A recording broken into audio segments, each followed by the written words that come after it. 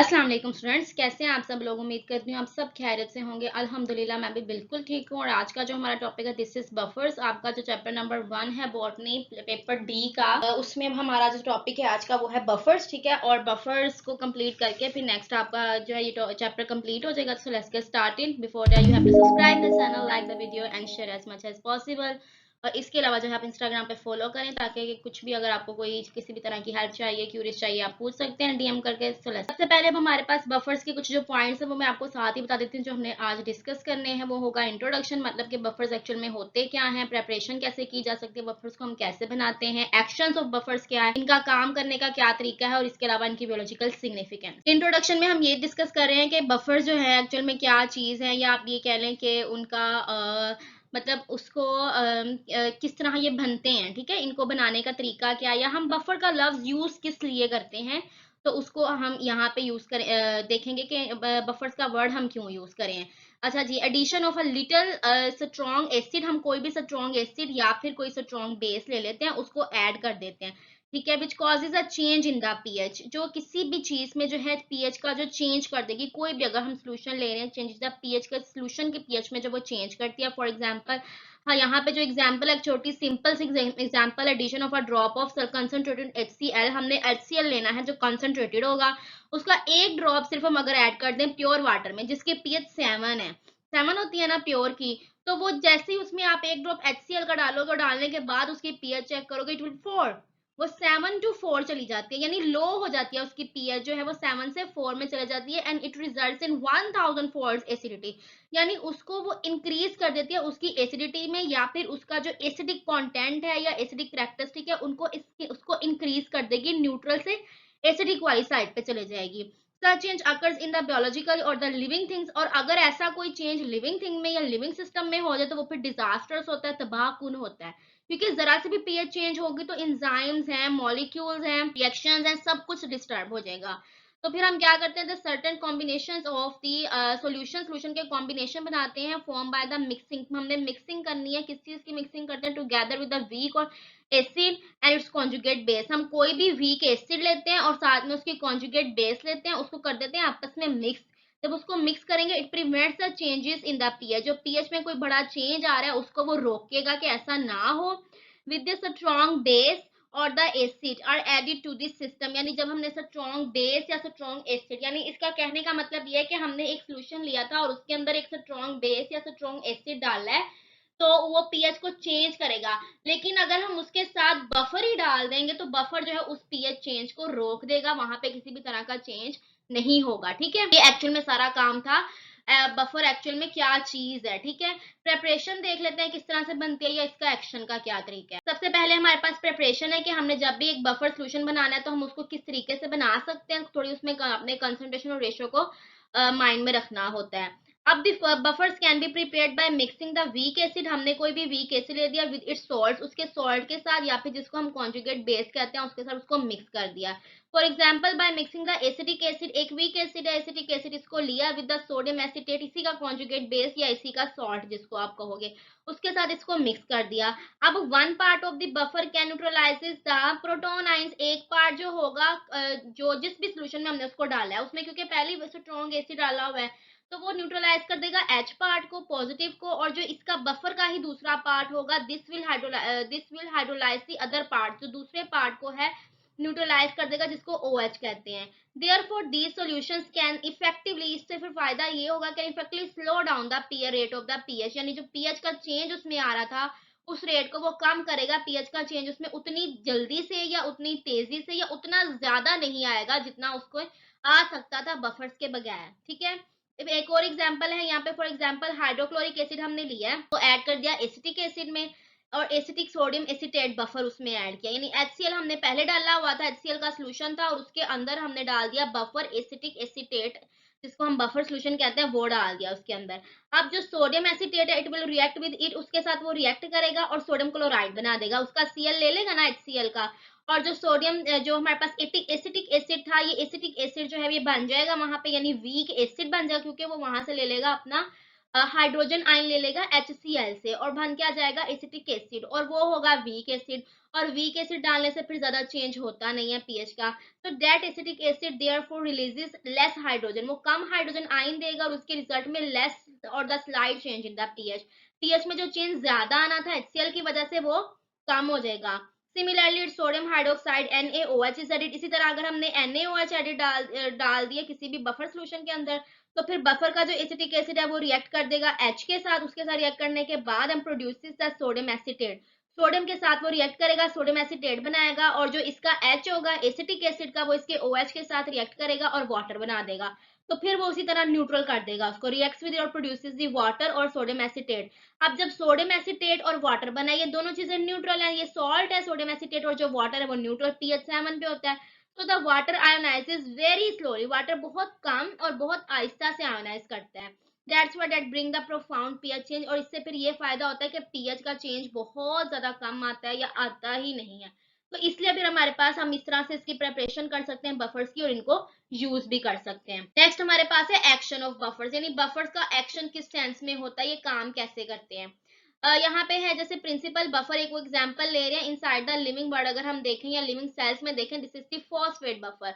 Phosphate का जो buffer है वो काम करता है लिविंग सेल में। It consist of a pairs, उसमें कौन कौन से पेयर्स होंगे, यानी दो चीजें, एक होगा उसमें हाइड्रोजन फॉस्फेट ग्रुप जो उसका H2PO4 होता है, दूसरा होगा उसमें member of the buffer is the mono hydrogen, एक डाई हाइड्रोजन फॉस्फेट ग्रुप है और एक मोनो हाइड्रोजन फॉस्फेट ग्रुप है, H2PO4 है और HPO4 है। अब ये दो उसके पार्ट है, ये कॉन्जुगेट बेस है जो वन वाली है, ठीक है। That buffer solution and will neutralises any H positive ions. अब ये होगा क्या कि जो एसिडिक पार्ट था उसका H पॉजिटिव आयन को लेके एक्सेप्ट करके बेसिक पार्ट जो है कॉन्जुगेट बेस, वो उसको न्यूट्रलाइज कर देगा to the system, and it is good proton acceptor, क्योंकि ये अच्छा प्रोटोन एक्सेप्टर है। ये जो बेस है कॉन्जुगेट बेस HPO4, ये कॉन्जुगेट बेस है ना, ये H को इजीली एक्सेप्ट करता है, गुड एक्सेप्टर है। तो इसके रिजल्ट में वो पीएच चेंज जो है उसको ज्यादा नहीं होने देता, और जो पीएच की यानी डिजास्टर्स इफेक्ट है उससे पूरी पूरी कोशिश करता है इसको बचाने की।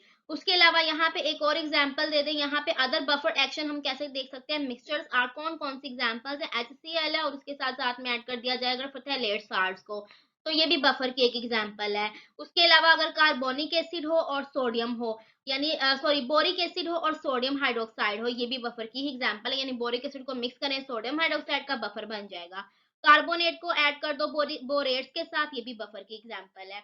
पोटाशियम हाइड्रोजन फॉस्फेट इसको प्लस कर दो या ऐड कर दो डायसोडियम फॉस्फेट के साथ, तो ये भी सब क्या है, ये सब पूरी बफर्स की एग्जांपल है चार पांच। तो वो अपने डिफरेंट जहां पे इनकी जरूरत होती है उसी तरीके से ये काम करते हैं। पास है बियोलॉजिकल सिग्निफिकेंस, यानी लिविंग वर्ल्ड में या लिविंग सेल्स में जो है वो बफर्स की क्या इंपॉर्टेंस है। आखिर जो लिविंग सेल है, प्लांट्स हैं, एनिमल्स हैं, उसमें बफर क्या काम करता है, हम बफर को यूज क्यों करते हैं, या उसकी अहमियत क्या है, या हमें क्यों चाहिए उस केस में बफर। अच्छा जी, buffer solutions play an important role in the normal functioning of the cell, यानी जो भी नॉर्मल फंक्शन लिविंग सेल्स की, लिविंग थिंग्स की होगी, उसके लिए बफर की हमें बहुत ज्यादा जरूरत है। कैसे? Buffer solutions are abundant in the living plant cells में बहुत ज्यादा होते हैं, because they play vital role in their existence, उसके एग्जिस्टेंस के लिए बहुत ज्यादा इंपॉर्टेंट है बफर प्लांट के एग्जिस्टेंस के लिए।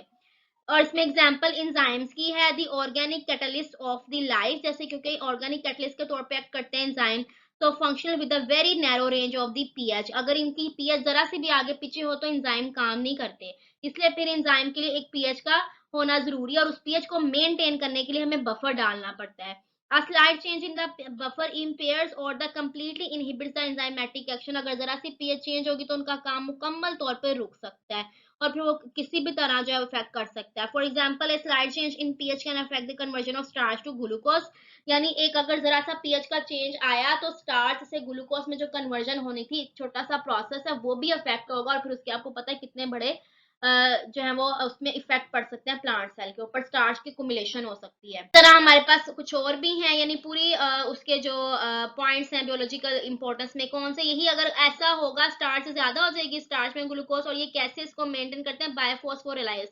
अब फॉस्फोराइलेज एंजाइम ये काम करेगा, it is responsible for the turgidity of the guard cell. अगर ये रिस्पॉन्सिबल का हो जाए, टर्जिडिटी ऑफ गार्ड सेल का काम करे ना फॉस्फोराइलेज, और अगर वो काम नहीं करा, उसकी पीएच जो है वो चेंज हो गया, closing of the stomata, opening and closing में उसका रोल है, इज वेरी पीएच सेंसिटिव। जो पीएच सेंसिटिव बहुत ज्यादा होता है, अगर पीएच थोड़ी सी भी चेंज हो गई ना, तो वो फिर जो उसकी ओपनिंग और क्लोजिंग है ना स्टोमेटा की, बहुत बुरी तरह से डिस्टर्ब हो जाएगी।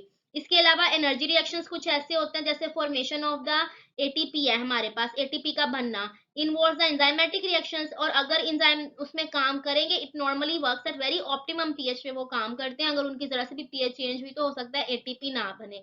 तो फिर जो बहुत से ऐसे रिएक्शन है जो एटीपी को जिनको चाहिए, एनर्जी चाहिए, वो रिएक्शंस भी नहीं होंगे। Buffers are used in the bacteriological and fungal research because जो हमें need to be maintain pH of the culture medium, क्योंकि हमें काम करने के लिए कल्चर मीडियम के पीएच को मेंटेन करना बहुत जरूरी होता है, जब हमने बैक्टीरियल या फिर फंगल रिसर्च करनी है, बैक्टीरियल फंगल रिप्रोडक्शन में।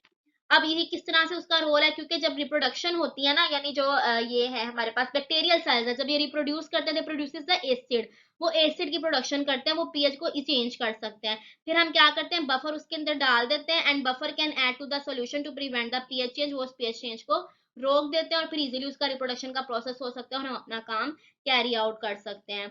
Blood change in the pH must remain within 7.35 to 7.45। Human के केस में आपको पता है कि 7.35 टू 45 तक पीएच होती है ब्लड में। ह्यूमन के केस में अगर ये जरा से भी आगे पीछे हो जाए तो मसले होते हैं। कैसे मसले? And increase in the acid, अगर एसिड में इंक्रीज हो गया या इंक्रीज पीएच जो है वो लो हो गई, तो इंक्रीजेस द एसिडोसिस, उसको हम एसिडोसिस कहते हैं। And decrease in the acid called the alkalosis, अगर पीएच ज्यादा होगी तो एल्केलोसिस होगी। बड़ी बड़ी बीमारियां ये। फायदा नुकसान इनसे क्या होता है? The acidosis कैरेक्टराइजेस by the untreated diabetes. अब एसिडोसिस का ये होता है नुकसान कि अनट्रीटेड डायबिटीज हो जाती है, कोमा हो जाता है, उसका काम करने की स्लाइड खत्म हो जाती है प्लांट बॉडी की, सॉरी एनिमल बॉडी की। एम्फेसीमा हो जाता है, पूरा आपने डिटेल में मेंटल में पढ़ा है एम्फेसीमा। शैलो ब्रीदिंग हो जाती है, सांस रुकने लगता है, गहरा सांस लेने की जरूरत पड़ती है।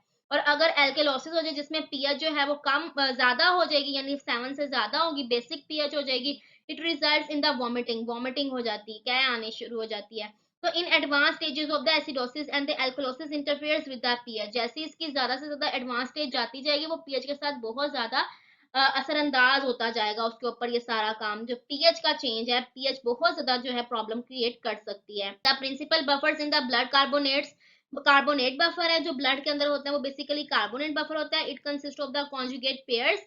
कौन कौन से पेयर्स इसमें होते हैं? इसमें होता है carbonic acid and the carbonate ions, ठीक है, H2CO3। तो ये वाले जो कार्बोनिक एसिड और कार्बन H3CO3 होता है कार्बोनिक एसिड, और HCO3 होता है कार्बोनेट आइन। And carbonic acid neutralises the OH। जैसे आपको पता है एसिड ने OH को वो H के देना होता है ना, इसलिए वो OH को न्यूट्रलाइज करेगा, प्रिवेंटेड द एल्कलोसिस, एल्कलोसिस को रोकेगा।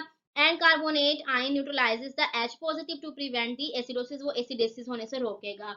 तो मतलब अगर ये कार्बोनेट बाइकार्बोनेट बफर ब्लड में ना हो, तो फिर एल्कलोसिस और एसिडोसिस की प्रॉब्लम्स हो सकती हैं।